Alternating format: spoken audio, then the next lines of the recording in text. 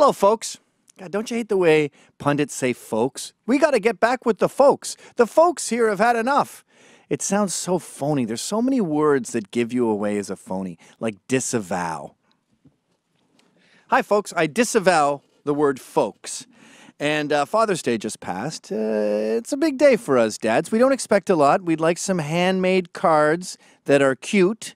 We would like a crappy tie, maybe a pair of underwear, some sort of golf-themed gift, like a golf ball-shaped piece of soap will do.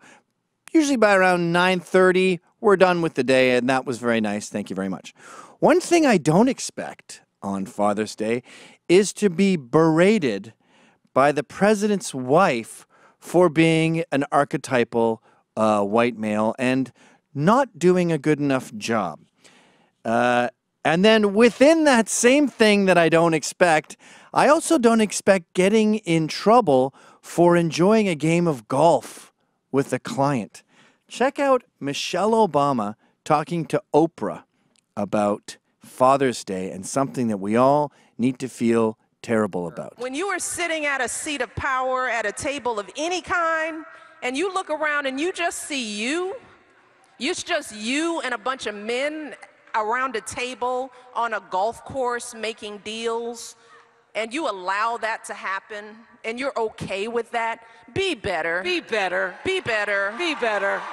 Is that confusing or what? By the way, just for the record, when we play golf with clients, which is incredibly rare, it's 3 times a year, max.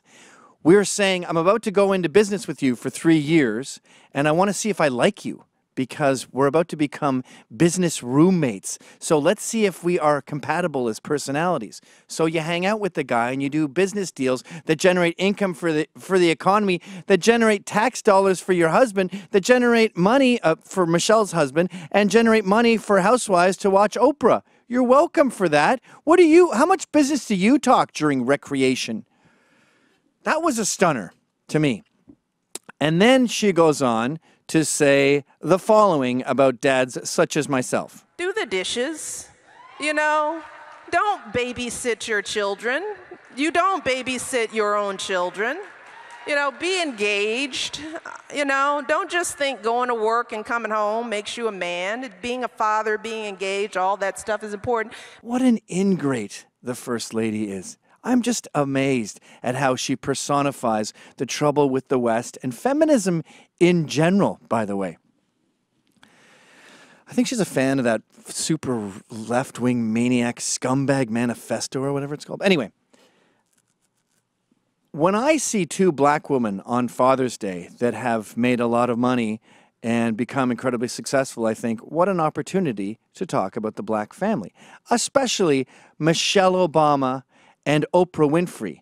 On the one hand, you have Oprah, whose dad was so bad that she was regularly sexually abused. In fact, I didn't look up the details because I have an aversion to knowing that kind of stuff. I can't handle it. So she'll say she's sexually molested, and, you know, if I'm not a judge in the trial, I don't want to know any more details. But suffice to say, she probably had a real crappy dad. At the other end of the black spectrum, we have Michelle Obama, whose dad was pretty much the greatest dad of all time. This was a blue-collar dude who worked in, I don't know, steam fitting or some really hard job in the south side of Chicago. It's real dangerous, right? I mean, there's probably about a dozen murders this weekend there. And this guy had MS. What did he do with his MS? Whine about it? Did he have a blog? No, he got those weird canes that you put the clips on your arms and you walk like that.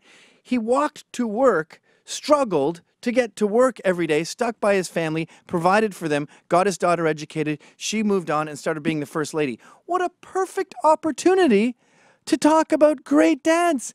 Her dad doesn't come up once. The guy's dead, spinning in his multiple sclerosis grave as she sits there and berates dads like me for playing golf and not being better, not being more engaged.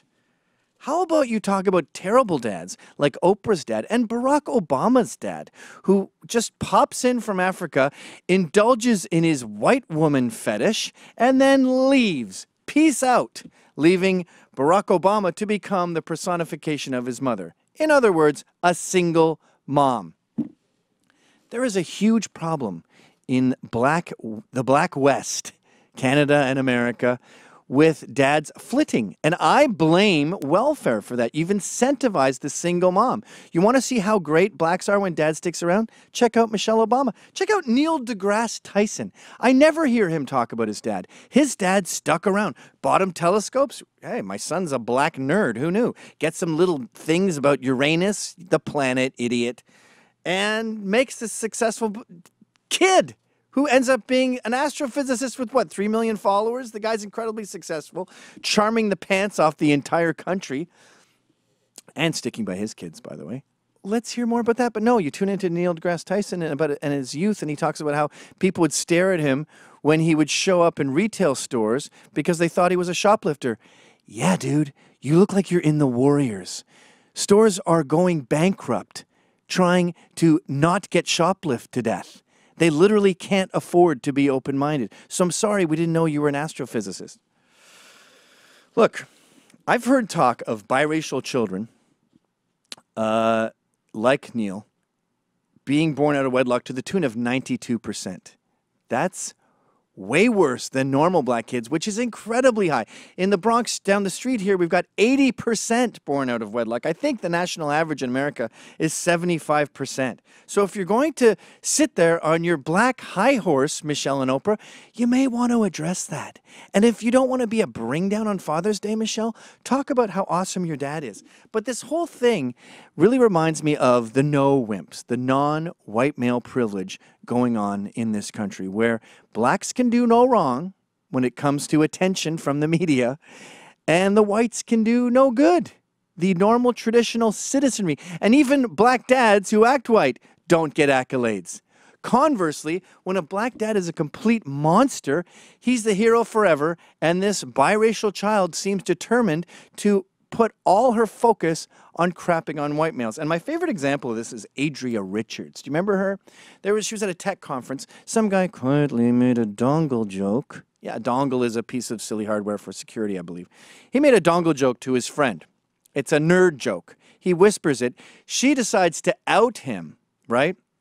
He gets fired for whispering a dumb joke like, my dongle's bigger than your dongle, to his friend. And this, one of the only black females in tech, decides to make it all about racism, gets fired. Now, thankfully, there's a backlash, and she got fired. And it all goes back to this study. When people are confronted with data that contradicts their beliefs, they become more steadfast in their beliefs. So despite being a bitch, sorry, but she was a little bitch, despite being a grumpy little bitch and getting this guy fired, she directs all her attention at the evil white male patriarchy.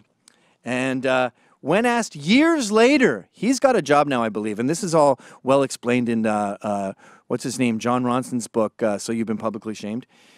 Here's her quote, years after this catastrophe that she started. It was his own actions that resulted in his own firing, yet he framed it in a way to blame me. If I had a spouse, and 2 kids, he has 3 kids, I certainly would not be telling jokes like he was doing at a conference. Oh, but wait, get this line. I have compassion, empathy, morals, and ethics to guide my life choices. I often wonder how people like Hank, she means white males, make it through life seemingly unaware of how the other lives in the same world he does, but with countless fewer opportunities. You made it to the conference, lady. Now, you go look up Adria Richards' black dad. He beat her white mother so severely that she almost died. He took a hammer and smashed her teeth out. It's something weird going on, and I can't help but blame whites for it. I think there's a weird thing when you have your biracial friend in college and she's a normal person who likes golf and doesn't complain all the time, and you go, meh, I don't want that. Can you be like a militant Malcolm X black person so I can have a really revolutionary black friend? Okay, Malcolm X, and they end up becoming that personality. And so you have a woman who never met her black dad, but won't shut up about how evil white people are and how much they oppress black men. It is this cognitive dissonance we see in the media that it's stunning, and it knows no bounds.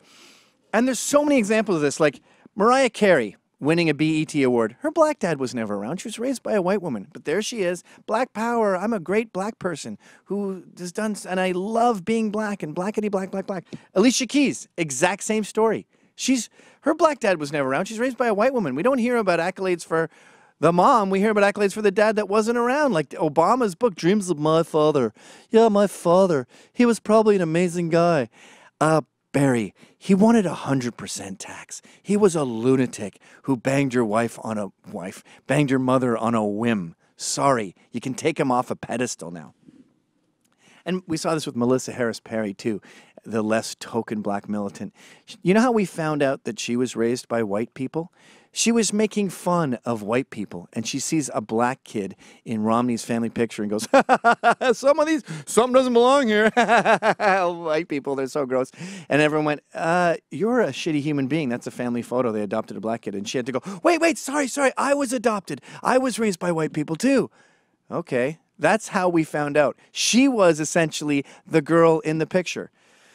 So, Michelle, us dads, us Western dads, I don't want to call us white dads because Michelle Obama is a great example. Michelle Obama's father is a great example of what I'm talking about. Us traditional, patriarchal, good old-fashioned dads are what built this country, are what made you successful. If you want to talk about us, please just show an inkling of reverence here, because we're here in the real world, sweating our balls off, trying to provide for you, trying to make everything work out, and all you do is thwart us at every turn. We created the modern world, ladies. You're welcome. Did you like that? Okay, check it out. I got a whole comedy show called How's It Going, Eh? You just have to click right here to subscribe.